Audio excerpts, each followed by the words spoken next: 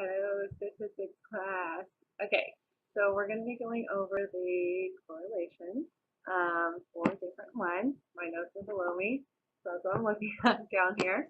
Okay, so first I'm going to start with the biserial correlation. It focuses on a data variable which is dichotomous, and I looked that up, which means the variable is categorical with only two categories. So the example that was given in the book was you're either pregnant or you're not pregnant. You can't be a little bit pregnant. And then they also wanted to point out that there's like a difference between the regular biserial correlation and the point biserial correlation. The point biserial correlation, the variable is a true discrete dichotomous relationship. So that's like the pregnant example. So it's only going to be one or the other.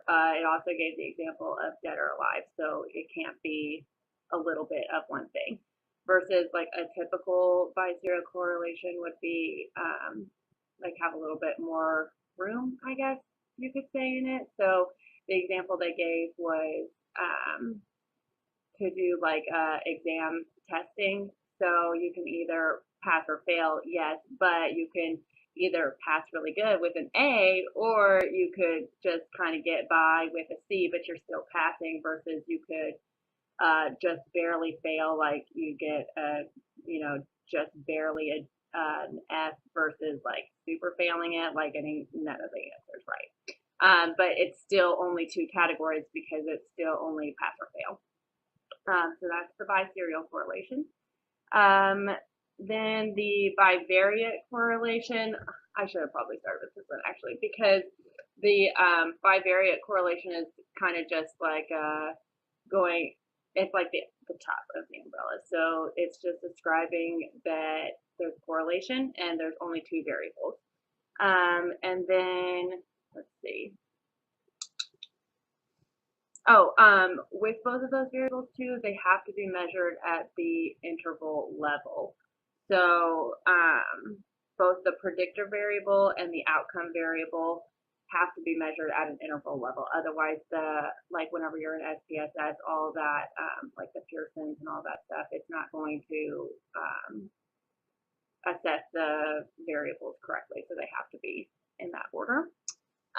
Next, we have let me see if I had anything else to say about that first, actually.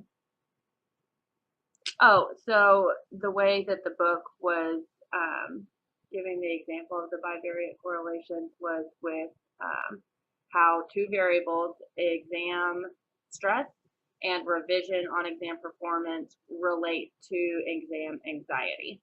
So there's two variables, there's only two, but it's showing like how they relate back to, how the correlation relates back to the exam anxiety.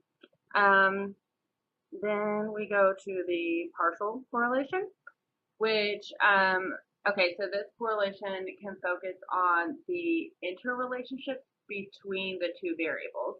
So going back to that exam anxiety example, there's an effect of the exam stress variable on the exam performance variable, so which is held constant. So even though both of the variables are correlating back to exam stress, it's they have like a relationship between the two variables as well. And then you can, so the reason that you want to know about that is because you can test for that partial correlation to give you insight into the contribution of the different variables. So if you want to see that, then you can look at that. In the book, it was saying that you can look at that number as a percentage. It doesn't give it to you in a percentage, but you convert it into a percentage so that you can more clearly understand that interrelationship between those two variables. Finally, the semi-partial correlation.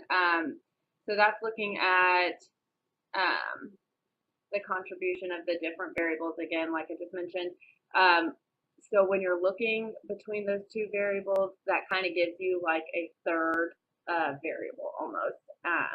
And so in the semi-partial correlation, you're going to control for the effect of that quote unquote third variable that's produced by the interrelationship between the two original variables. So okay, so that's most useful for looking at that unique relationship between the two variables when other variables are ruled out. So they're all kind of the same, but not really. And that's, I guess, the great thing about statistics that we love so much, because you got to really understand your variables so you know which tests to run so that you can interpret the data correctly, which is what we're all striving to do so hard. Anyways, have a good day.